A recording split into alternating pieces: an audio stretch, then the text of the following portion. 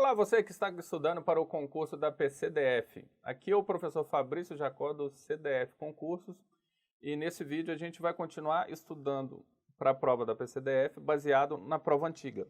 Então esse vídeo é a parte 2, que aqui a gente vai estudar sobre as manifestações no Chile. Antes de assistir esse vídeo, é importante que você assista o vídeo anterior, que a gente estuda as manifestações de 2013, que foram o assunto da prova anterior. E hoje a gente vai estudar sobre as manifestações do Chile, que foram manifestações recentes, devido a existir um certo paralelo entre as duas, como a gente vai ver aqui. Vamos agora aqui para o planejamento da aula. Então a gente vai estudar as manifestações no Chile, como eu já disse. Primeiro a gente precisa entender um pouco como é o Chile, então vamos ver os indicadores chilenos versus brasileiros. Em seguida vamos tentar estudar as causas dos protestos. Aqui é a bandeira do Chile, só para situar. Primeiro a gente vai falar do PIB per capita. É assunto da aula regular nossa, mas basicamente o PIB per capita é a quantidade de riqueza que um país produz dividido pelo número de habitantes. Em seguida a gente vai ver outros indicadores, e aí a gente vai repassar nos gráficos aqui, e vai ficar claro as diferenças do Brasil para o Chile. Vamos aqui ao primeiro. PIB per capita. Em 1990, o Brasil tinha um PIB superior ao Chile, aqui mais ou menos aqui essa distânciazinha aqui. Lembrando que é $1.000 por ano. Então o Brasil tinha um PIB per capita de $11.400 por ano, enquanto o Chile tinha 8.000.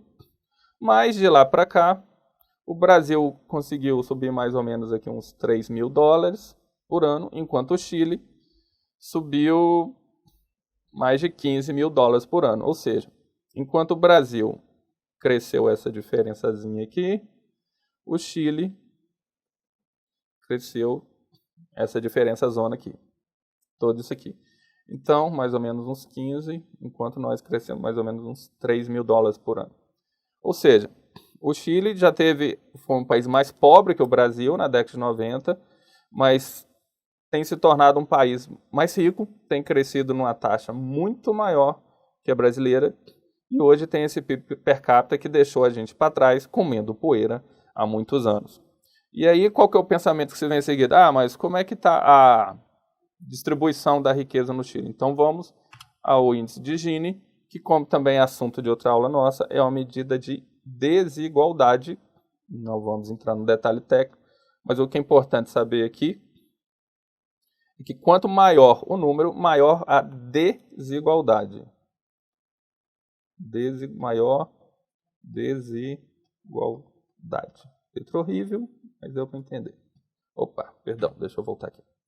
Então aqui em 1990, o Brasil era mais desigual que o Chile. Diferença pequena, mas era mais desigual. E desde então, é verdade que a desigualdade nos dois países caíram, mas o Chile sempre foi menos desigual que o Brasil. E nos últimos tempos, a desigualdade lá caiu mais do que a brasileira. Então, a diferença hoje entre Chile e Brasil é maior do que era nos anos 90. Ou seja, o Chile não só se tornou um país mais rico nas últimas décadas, mas como também um país menos desigual, como fica claro pelos gráficos aqui. Lembrando que esses dados são do Banco Mundial. Vamos em frente. Aí a próxima pergunta, mas será que tem uma concentração de renda mais ricos? Então aqui a participação dos 10% mais ricos na renda do país. Quanto que o país produz de riqueza que fica com os 10% mais ricos? Começando aqui de 87. Brasil azul, Chile amarelo. Você vê que o Brasil tinha uma concentração de renda aqui um pouco maior que o Chile, uma diferença pequena aqui, em torno de 2%. Lembrando que para efeito de prova você não precisa memorizar os números, o importante são as diferenças e os conceitos. E de lá para cá, a concentração de renda diminuiu nos dois países, mas no Chile ela também diminuiu mais. Curioso aqui no Brasil, que 2015 para 2017, ela aumentou um pouquinho, 40 para 42. Quando tem uma crise, o pobre sofre mais, que tem menos mecanismo de proteção, é isso que acontece. Mas de forma geral, a diferença do Chile para o Brasil nessa questão também só aumentou, o Chile evoluiu mais que o Brasil. Mas será então que o governo chileno está deixando a desejar com a sua população? Então vamos ver aqui o gasto do governo, os gastos dos chilenos com saúde. O ano base é 2016. Aqui em percentual do PIB. Então o governo chileno, o que ele gasta com sua população? 5% do PIB. Já o Brasil, o governo brasileiro, melhor dizendo, gasta 4%. Um ponto importante aqui, pessoal, é que como o PIB chileno hoje já é bem maior que o PIB brasileiro, quando se fala per capita, então não só o percentual do PIB chileno gasto com saúde é maior, mas como a quantidade de dinheiro é muito maior, porque o PIB, aí a gente divide pela população para ter uma referência, mas per capita é muito maior. Então o Chile hoje tem muito mais dinheiro para educação que o Brasil, muito mais que esse 1%, que quando se compara pelo PIB. Vamos voltar para o gráfico. E aqui a gente está falando de gasto do governo, ou seja, o governo chileno gasta muito mais dinheiro com saúde que o brasileiro. Mas aí, por outro lado, aqui são os gastos privados, e no privado o brasileiro gasta mais com saúde que o chileno, o cidadão agora que eu estou falando. Ou seja, o Brasil, o cidadão gasta mais com saúde e o governo gasta menos com a saúde em relação ao PIB. Novamente, eles estão ganhando da gente. Próximo gráfico. Será que o problema, então, é o gasto com educação? Então, vamos ver aqui. Gasto do governo com educação, dólares por ano, ou seja, no ensino primário, é dolarizado para ter uma referência. O Brasil gasta 3 mil por ano, 3 mil dólares por ano, por aluno na educação primária. O Chile gasta mais ou menos 10% a mais que a gente, por aluno. No secundário, também, enquanto o Brasil gasta 3.100 dólares por ano, o Chile gasta 3.800. Novamente, eles ganham da gente. A única diferença é no superior, que realmente, como é sabido, as nossas universidades federais são caras. Então, no superior, o Brasil gasta mais que o Chile por ano, por aluno. Enquanto gastamos quase 5 mil dólares, eles gastam 4 mil dólares. O curioso que a gente vê aqui é que entre o ensino secundário e o superior, o Chile gasta pouca diferença. De 3.800 para 4.050 dólares por ano. Já que no Brasil, a diferença é de 3.100 para quase 5.000. Então, existe um abismo de gasto público no Brasil entre o secundário e o superior que o Chile não tem. Mas, de qualquer modo, no primário e no secundário, o Chile gasta mais com educação que o Brasil.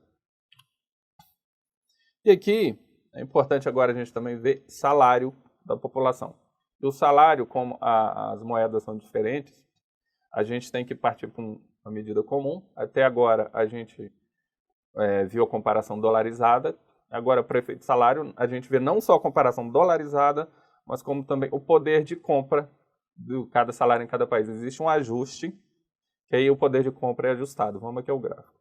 Então, aqui, em dados de 2018, dolarizado, o salário mínimo de cada país. Brasil, 243 dólares, lembrando que em dólares, enquanto o Chile, 283 dólares, aqui em bases mensais. Só que isso aqui é uma dolarização direta, então é importante a gente ver o salário mínimo ajustado. Quando se ajusta o poder de compra da população, o brasileiro chega em 420 e o chileno 684. Ou seja, a gente tem mais ou menos aqui uns 50% a mais de poder de compra. Ou seja, o salário mínimo do chileno é mais ou menos 50% maior que o brasileiro. Seguindo. Por fim, depois disso tudo, um dos indicadores mais importantes que é a expectativa de vida da população. Então, aqui em 60, os chilenos viviam um pouco mais que a gente. E hoje, em 2018, eles continuam vivendo um pouco mais que a gente. A diferença é que, tanto lá quanto aqui, a expectativa de vida teve um aumento significativo. Ou seja, o indicador é positivo, tanto para o Brasil quanto para o Chile, mas eles continuam na nossa frente nesse ponto também. Os chilenos, em média, vivem 3 anos a mais do que os brasileiros. Vamos seguindo agora. Agora vamos falar das manifestações que ocorreram lá recentemente. Da mesma forma como as que aconteceram aqui em 2013, que a gente viu no primeiro vídeo desse artigo, começou com protestos contra o aumento do preço do metrô, convertendo em real seria o R$ 4,72. Em seguida, foi agravado pela inabilidade do governo. O que eu estou chamando de inabilidade? Quando começaram os primeiros protestos, o governo do Pinheira emitiu declarações do tipo: que são delinquentes, acorda mais cedo e paga a passagem mais barata, e mandou polícia, mandou repressão militar. Então, como a gente viu em 2013, as manifestações que às vezes começam pequenas, quando tem essa inabilidade do governo e a população vê, começa a se revoltar e os protestos vão ganhando corpo. Vamos aqui em frente. Protestos e depredações se espalharam, vandalismo, saques, enfim. E o saldo final de 18 mortos. Foi aí que o governo resolveu recuar. Então, depois que o caldo tinha entornado e a coisa ficou quase incontrolável, aí o governo foi à televisão e admitiu que faltou sensibilidade, que realmente tinha coisa que ser melhorada. E aí ele não só cancelou o aumento da tarifa de metrô, como cancelou outros aumentos, como de energia elétrica, de outros serviços públicos. Porque aí a coisa estava ficando feia mesmo. Vamos em frente. E as causas? Esse é o ponto mais importante. Ascendência da classe média interrompida. Antes de entrar nesse assunto, vamos deixar claro uma coisa que a gente já viu no primeiro vídeo. É muito difícil entender as causas de grandes manifestações. Como eu expliquei na primeira parte, quanto mais específica uma manifestação, menos gente ela tende a atrair, porque são só as pessoas interessadas naquela pauta. À medida que a manifestação cresce, vai surgindo diversas pautas dentro dela, inclusive essas manifestações mais recentes, como a gente viu, não tem liderança, são decorrentes de rede social, com várias lideranças, melhor, não tem uma liderança clara, várias lideranças pequenas que interagem entre si, interagem com seus liderados. É muito difícil entender essas manifestações e dar um veredito com certeza. A do Brasil de 2013, até hoje tem gente falando a respeito disso e sem ter um diagnóstico definido, que dirá essas recentes do Chile. Então você vai ver gente falando bobagem, naturalmente, até grandes especialistas falando coisa que não faz muito sentido, tá? Mas vamos aqui agora que a gente vai ver uns pontos e a gente volta a falar sobre eles. Primeira coisa aqui, ascendência da classe média que foi interrompida. Alternância entre esquerda e direita. Vou falar desses dois pontos. Então, como a gente viu, o Chile, ele não só tem bons indicadores, pelo menos em comparação com o Brasil, mas os indicadores na última década, eles melhoraram, as condições de vida no Chile melhoraram. Mais de uns anos para cá, essa melhora diminuiu. E o Pinheira, ele é de centro-direita, antes dele foi a Michelle Bachelet, que é de centro-esquerda, e antes dela foi ele de novo. Então, assim, já nos últimos anos tem tido uma alternância entre esquerda e direita, que nenhum lado nem outro tem atendido as expectativas da população. Isso também aumenta o sentimento de frustração da população. Vamos para o próximo tópico. Que é exatamente o que eu falei, frustração de expectativas. Medo do futuro. De forma geral, aí a gente começa a entrar na parte opinativa. O cidadão comum, ele não protesta contra ismos. O capitalismo, o globalismo, o neoliberalismo, etc. O cidadão, ele protesta de forma objetiva, de forma utilitarista. Então, tem gente falando que o chileno está protestando contra essas coisas, mas eu particularmente não acredito. A melhor interpretação que eu encontrei sobre esse assunto é justamente uma classe média que tem melhorado, viu sua melhora estacionar, e aí entra uma questão que a Previdência chilena, quando teve a reforma, ela foi feita com erros. Ela hoje é por capitalização, e o problema não é a capitalização em si, é a forma como foi feita, que isso é assunto de outra aula nossa. Mas hoje, os aposentados chilenos vivem com uma renda bem abaixo do salário mínimo. Então, a impressão que dá é que a população que teve uma melhora de vida nos últimos anos está sentindo essa melhora diminuir, ao mesmo tempo que projeta um futuro ruim quando vê quem já aposentou passando dificuldade.